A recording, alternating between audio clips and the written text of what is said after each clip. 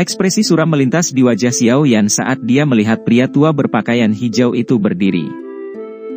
Cepat pergi, ekspresi Xin Lan juga berubah saat dia buru-buru menoleh ke Xiao Yan dan memerintahkan. Kedua sesepuh yang telah memblokir jalan mundur Xiao Yan sepertinya telah mendengar kata-katanya. Dou Qi perlahan melonjak dari tubuh mereka. Senyuman dingin terlihat di wajah mereka. Jika Anda benar-benar teman Xin Lan, harap tetap di klan Ye untuk sementara waktu. Kita mungkin masih bisa berdiskusi dengan baik. Mata pria tua yang berpakaian hijau itu menatap tajam ke arah Xiao Yan sambil berbicara dengan suara yang dalam. Xiao Yan tanpa ekspresi. Saat ini dia hanya peduli tentang situasi dokter peri kecil. Di mana dia bisa menemukan waktu untuk memikirkan apapun klan Ye. Ikuti aku. Tatapan Xiao Yan beralih ke Xin Lan saat dia berbicara. Setelah itu, dia berbalik dan berjalan menuju pintu keluar aula. Kedua sesepuh klan Ye, yang memblokir pintu, benar-benar diabaikan olehnya. Tindakan Xiao Yan ini menyebabkan Xin Lan sedikit terkejut. Dia melihat punggungnya dan tahu bahwa jika dia tidak mengikutinya sendiri, kemungkinan Xiao Yan tidak akan lagi peduli dengan janji yang dia berikan padanya. Perjuangan melintas di wajah Xin Lan ketika dia memikirkan hal ini. Dia tiba-tiba mengatupkan gigi peraknya, berbalik dan mengikuti di belakang Xiao Yan. Penghinaan.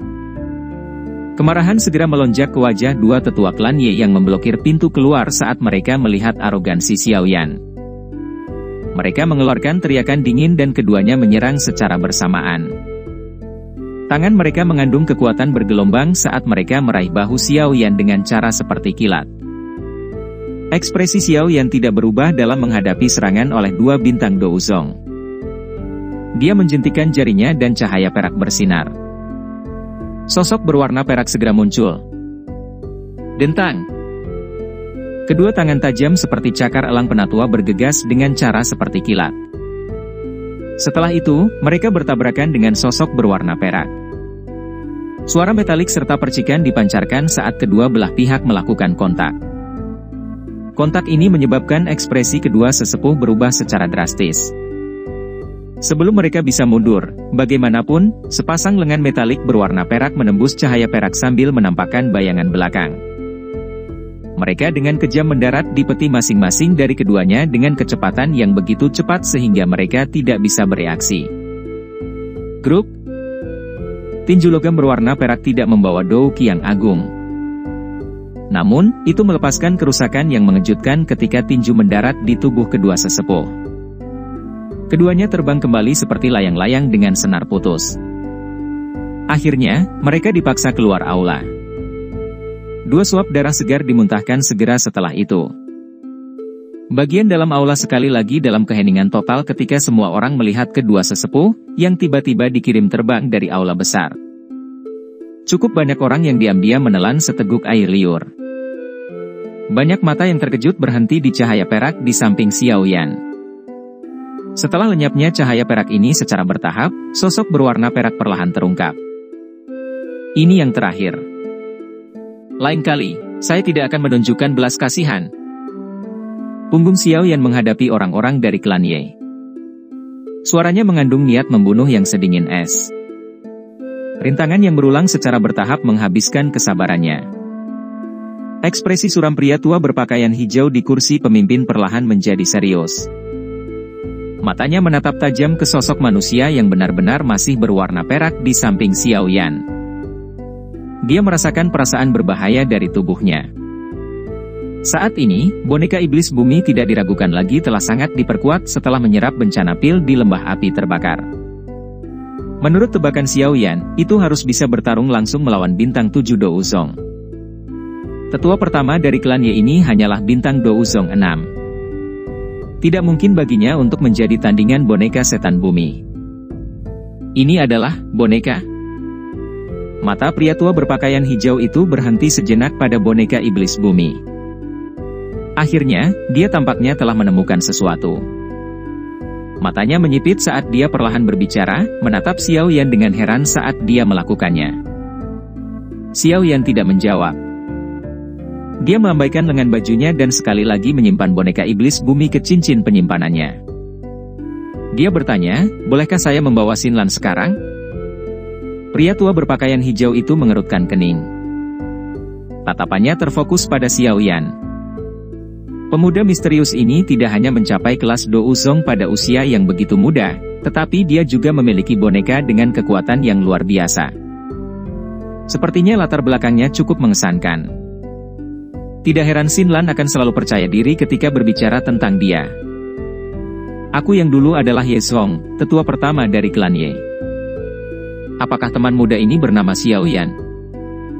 Kesuraman di wajah pria tua berpakaian hijau itu perlahan ditarik saat dia menangkupkan tangannya ke Xiao Yan. Kekuatan yang ditunjukkan Xiao Yan sudah cukup untuk mengguncang klan Ye saat ini. Karenanya, nadanya jelas jauh lebih sopan daripada sebelumnya. Xiao Yan mengangguk tetapi tidak ingin tinggal lama. Dia mengangkat kakinya dan berjalan keluar dari aula. Xinlan di belakangnya ragu-ragu sejenak sebelum menoleh ke Ye Zong. Dia berkata, tetua pertama, saya akan kembali setelah kakak laki-laki Xiao Yan menyelesaikan masalahnya. Xinlan buru-buru mengikuti Xiao Yan setelah membalasnya.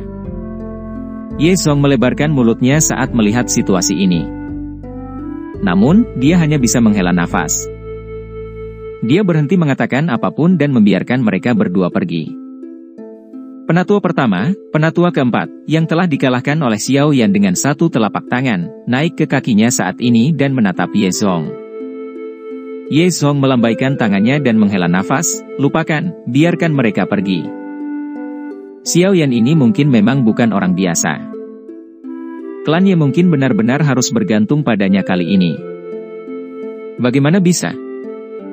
Dia mungkin sangat kuat. Tetapi kekuatan kecil ini jauh dari cukup untuk membiarkan klan Ye kita memasuki kursi tetua Menara Pil, tidak menaruh harapan kita pada seseorang yang latar belakangnya tidak kita kenal sedikit. Penatua keempat itu ragu-ragu sejenak sebelum berbicara. Kami tidak punya pilihan. Saat ini, cukup banyak faksi kuat yang mengincar klan Ye kita. Jika kita tidak mengambil tindakan apapun, kemungkinan klan Ye benar-benar akan tamat. Ye Zong menggelengkan kepalanya dan berkata tanpa daya.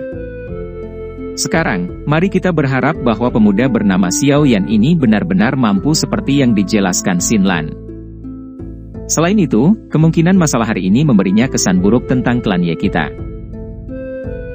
Ini juga masalah yang membuatku pusing. Xiao Yan meraih lengan Xinlan setelah membawanya keluar dari klan Ye. Dia terbang keluar kota.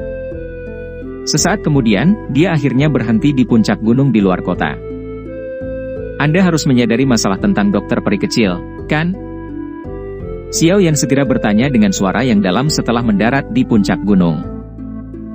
Xinlan sedikit mengangguk. Bagian belakang giginya menggigit bibir bawah merahnya saat dia dengan lembut berkata, saat itu, dokter peri kecil Jie Zian, dan aku berhasil keluar dari lubang cacing. Setelah itu, kami menghabiskan beberapa bulan untuk mencapai daerah Pil.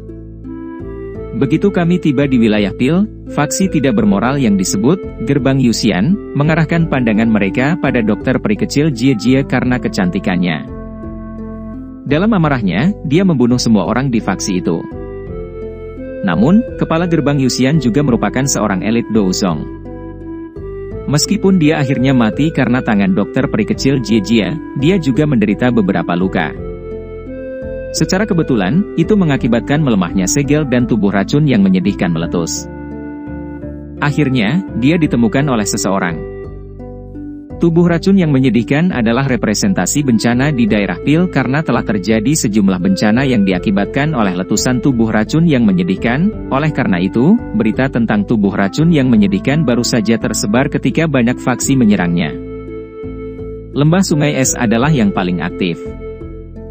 Namun, niat mereka bukanlah untuk menghancurkan tubuh racun yang menyedihkan. Sebaliknya, mereka ingin mendapatkan tubuh khusus ini karena lembah Sungai Es suka mengumpulkan berbagai jenis tubuh unik. Setelah itu, mereka akan menggunakan metode khusus untuk mentransfer jiwa seorang ahli di dalam lembah ke dalam tubuh. Dengan demikian, mereka akan dapat memperoleh beberapa kemampuan dalam tubuhnya. Ekspresi Xiao Yan berangsur-angsur menjadi gelap dan serius ketika dia mendengar kata-kata Xinlan. Lembah Sungai Es ini memang bukan sesuatu yang bagus. Beberapa waktu sebelumnya, tempat yang disembunyikan dokter peri kecil ditemukan di lembah sungai es. Setelah itu, dia bertukar pukulan dengan ahli dari pihak lain dan menderita luka serius. Kakak Xiaoyan, Xinlan tidak berguna. Aku bahkan tidak bisa membantu. Mata Xinlan juga memerah ketika dia berbicara sampai saat ini. Dia menyalahkan dirinya sendiri atas ketidakberdayanya. Xiaoyan menghirup udara dalam-dalam. Dia melambaikan tangannya dan berkata, "Ini bukan salahmu, kamu harus tahu di mana dokter peri kecil saat ini berada, kan?" "Ya, saya telah menerima informasi yang dikirim oleh dokter peri kecil Jie kepada saya. Namun, tempat itu saat ini dikelilingi oleh para ahli dari lembah sungai es. Saya bahkan tidak bisa masuk." Xinlan mengangguk dan berkata, "Di mana itu?" "Aliran dewa yang jatuh." "Ini memang tempat itu," Xiaoyan menyipitkan matanya dan berbicara dengan suara rendah. Meskipun dokter peri kecil Jie telah melarikan diri dari pengepungan lembah sungai es, dia menderita luka serius dan tidak berani mengungkapkan dirinya. Namun, aliran dewa yang jatuh telah dikelilingi oleh lembah sungai es. Medan di sana mungkin rumit tetapi hanya masalah waktu sebelum dia ditemukan. Xinlan dengan lembut berkata, "Kakak Xiaoyan, apa yang kamu rencanakan sekarang?" "Apalagi yang bisa saya lakukan?" Xiaoyan berdiri. Matanya melihat ke utara saat kilatan cahaya dingin yang pekat melintas di atasnya. "Pergilah ke arus dewa yang jatuh. Kalau begitu, aku akan memimpin jalan untukmu. Aku tahu bagaimana menemukan dokter peri kecil Jie setelah aku memasuki aliran dewa yang jatuh." Xinlan mengatupkan giginya dan memberitahunya.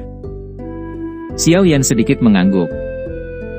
Dengan segera, dia sepertinya teringat sesuatu dan bertanya, "Benar, di mana Xian? Apakah dia mengikuti di samping dokter peri kecil?"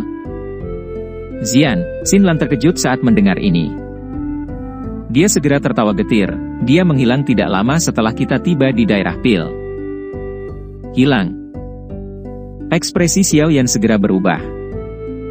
Dia juga tidak bisa digambarkan hilang. Dia meninggalkan pesan untuk kami yang mengatakan bahwa dia tiba-tiba merasakan sesuatu dan ingin pulang ke rumah.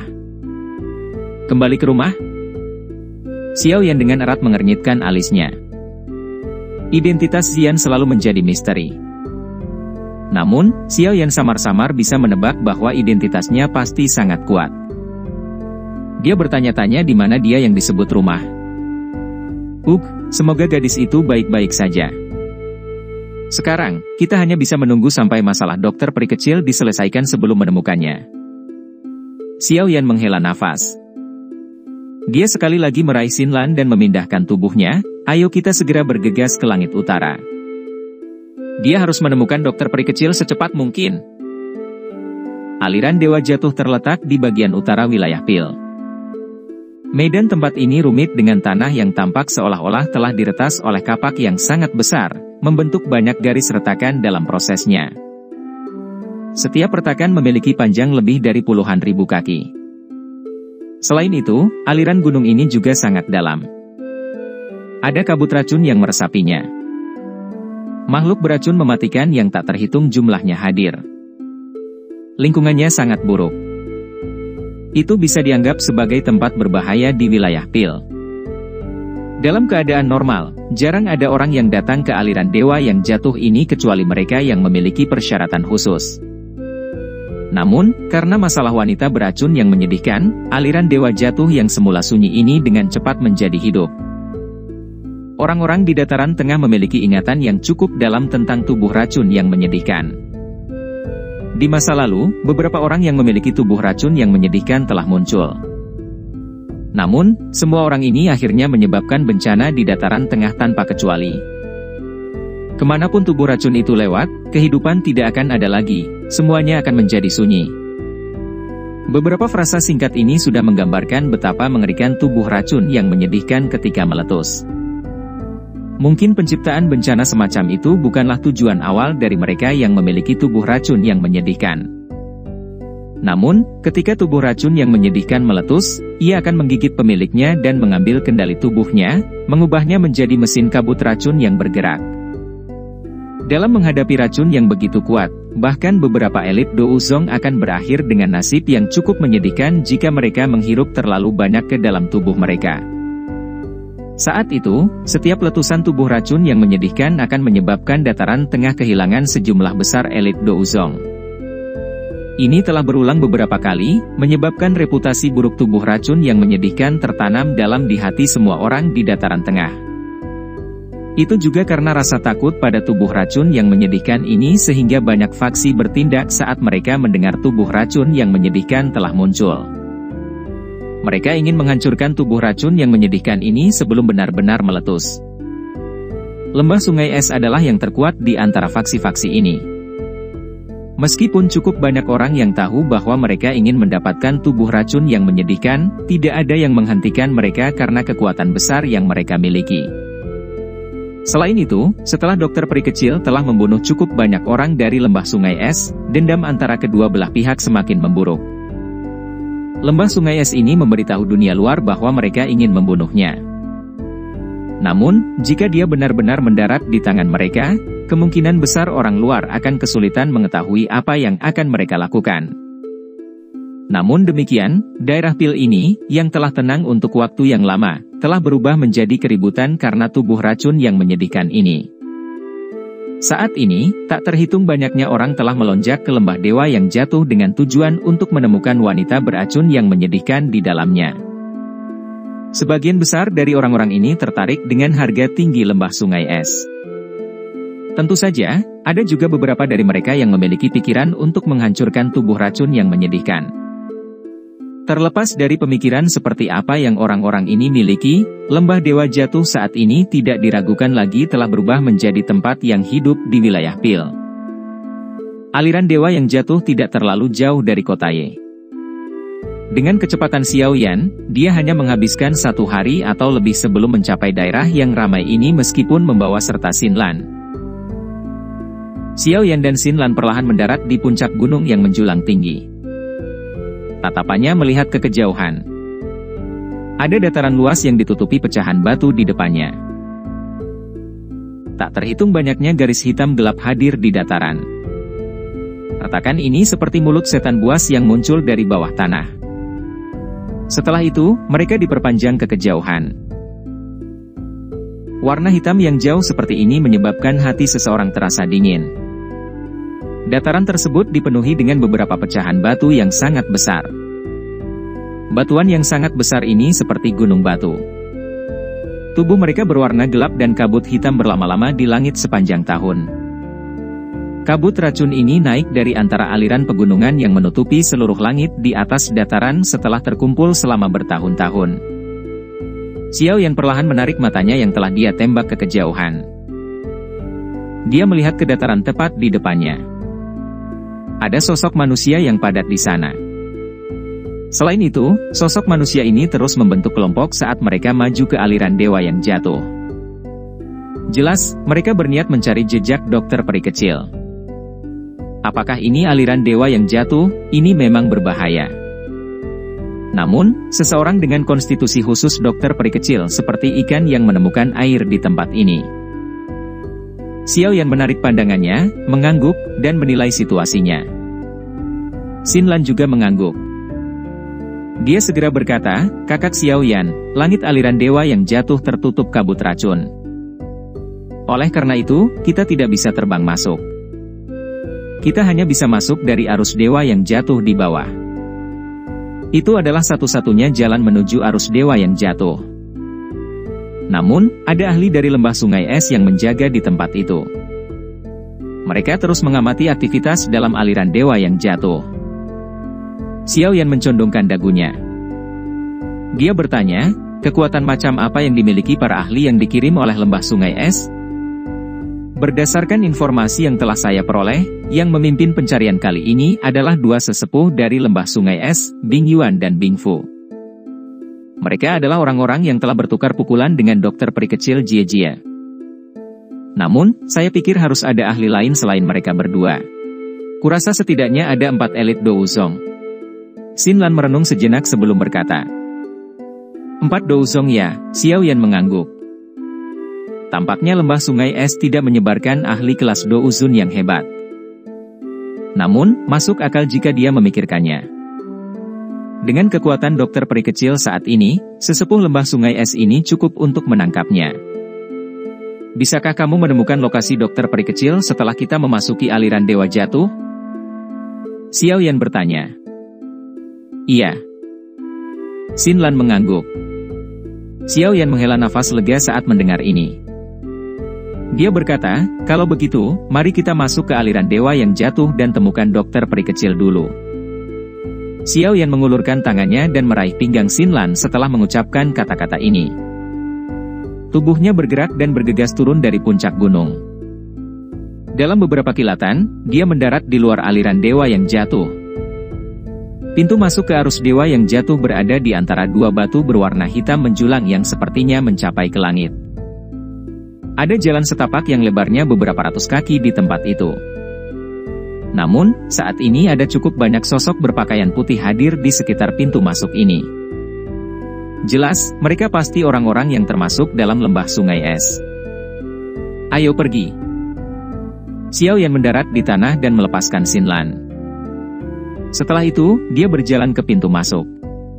Xin Lan buru-buru mengikuti di belakangnya. Ada hampir 100 murid lembah sungai es yang menjaga dua batu besar di pintu masuk. Banyak mata tajam seperti elang berulang kali menyapu sekelompok orang di jalan di bawah. Pemimpin mereka adalah seorang pria tua berpakaian putih yang duduk dengan menyilangkan kaki. Udara dingin terus-menerus keluar dari tubuhnya, menyebabkan suhu di dekatnya turun. Pria tua berpakaian putih ini telah menutup matanya sejak awal. Namun, ketika kelompok Xiao Yan masuk, dia sepertinya merasakan sesuatu dan membuka matanya. Ada keterkejutan di matanya saat dia melihat Xiao Yan di bawah. Meskipun cukup banyak orang telah tertarik ke tempat ini karena masalah wanita beracun yang menyedihkan, tidak banyak orang yang benar-benar kuat di antara mereka. Bagaimanapun, hadiah setinggi langit dari lembah sungai es tidak menggoda ahli seperti itu. Selain itu, dari penampilan barisan lembah sungai es, jelas bahwa mereka sepenuhnya bermaksud untuk mendapatkan wanita beracun yang menyedihkan. Karena itu, mereka tidak berniat bertarung dengan lembah sungai es ini. Lagi pula, itu bukanlah sesuatu yang baik. Karena inilah yang menyebabkan orang itu sedikit terkejut saat melihat Xiao Yan. Dia telah melihat cukup banyak orang selama periode waktu ini, tetapi dia belum melihat banyak Do Usong elit. Meski merasa terkejut, dia tidak membuka mulut untuk menanyakan apapun. Dia hanya menarik matanya setelah melihat sekilas. Bintang 1 Do Usong tidak akan bisa menimbulkan banyak gelombang bahkan jika dia memendam niat buruk. Sudah beberapa lama sejak Bing Yuan dan yang lainnya memasuki aliran dewa jatuh dan terlibat dalam pencarian. Aku ingin tahu apakah mereka telah menemukan wanita beracun yang menyedihkan itu. Xiao Yan dan Xin Lan berjalan ke aliran dewa yang jatuh tanpa halangan apapun di depan mata banyak orang dari lembah sungai es. Mereka baru berhenti setelah mencapai daerah terpencil. Kemana kita harus pergi? Xiao Yan melirik sekelilingnya. Kabut racun di tempat ini tidak terlalu tebal, tapi itu mempengaruhi jarak pandangnya. Selain itu, celah gunung hitam pekat yang tak terhitung jumlahnya akan menyebabkan seseorang merasa pusing. Kesulitan menemukan seseorang dalam lingkungan yang rumit cukup besar. Ikuti aku. Xin Lan dengan hati-hati melihat sekelilingnya. Setelah itu, dia mengeluarkan botol giok dari cincin penyimpanannya. Dia membukanya dan benda kecil hitam pekat melarikan diri darinya. Benda ini tampak agak mirip dengan tikus, tetapi punggungnya memiliki sepasang sayap tipis. Suara mendengung muncul saat dikepakkan. Ini adalah tikus pencari racun. Namun, itu sudah lama mati. Setelah penyempurnaan khusus dokter peri kecil, itu mampu menuntun kita padanya. Xin Lan melepaskan tikus hitam kecil itu. Itu membuat lingkaran di udara sebelum tiba-tiba terbang dengan cepat menuju area barat aliran dewa jatuh. Cepat, ikuti. Xin Lan buru-buru berkata setelah melihat ini. Setelah itu, Xiao Yan dengan cepat meraih pinggangnya. Tubuhnya bergerak, berubah menjadi sosok hitam yang dengan mudah mengikuti di belakang tikus hitam kecil itu. Benda beracun memenuhi bagian dalam aliran dewa yang jatuh. Namun, Xiao Yan tidak menghadapi hambatan sedikit pun. Dia tiba-tiba memahami pemandangan aneh ini setelah beberapa ketidakpastian. Itu mungkin karena api surgawi di dalam tubuhnya. Jenis benda yang sangat panas ini menahan zat racun dingin dan gelap. Dengan kecepatan Xiao Yan dan fakta bahwa mereka tidak terhalang dengan cara apapun, keduanya secara bertahap masuk jauh ke dalam aliran dewa yang jatuh setelah setengah jam. Pada saat ini, kabut racun di sekitar mereka menjadi lebih padat. Untungnya, mereka memiliki api surgawi yang mengisolasi mereka. Xiao Yan dan Xin Lan tidak mengalami kekuatan korosif sebagai hasilnya. Kemajuan kecepatan penuh mereka berlanjut beberapa saat sebelum tikus hitam kecil di depan mereka tiba-tiba berhenti. Xiao Yan juga merasakan ini tiba-tiba dari belakang. Dia meraih tikus itu, memeluk Xin Lan, dan melarikan diri ke belakang sebuah batu besar. Aliran gunung setinggi 1000 kaki muncul di depan Xiao Yan dan Xin Lan. Kabut racun bertahan di atas aliran gunung. Namun, ada lebih dari selusin sosok berwarna putih berdiri di sekitar aliran gunung ini saat ini. Salah satu sosok kulit putih tetap tergantung di udara. Semuanya menghadap ke dinding aliran gunung tempat sebuah gua berdiri. Wanita beracun yang menyedihkan, dengan patuh kembali ke lembah sungai es dengan diriku yang dulu. Anda mungkin masih memiliki kesempatan untuk hidup jika Anda melakukannya. Ekspresi Xiao Yan berubah. Matanya mengikuti suara lelaki tua itu dan melihat ke gua. Matanya tiba-tiba menyusut. Dia bisa melihat sosok berwarna putih berdiri dengan anggun di tempat itu. Mata ungu keabu-abuannya dipenuhi dengan niat membunuh yang dingin. Dokter peri kecil,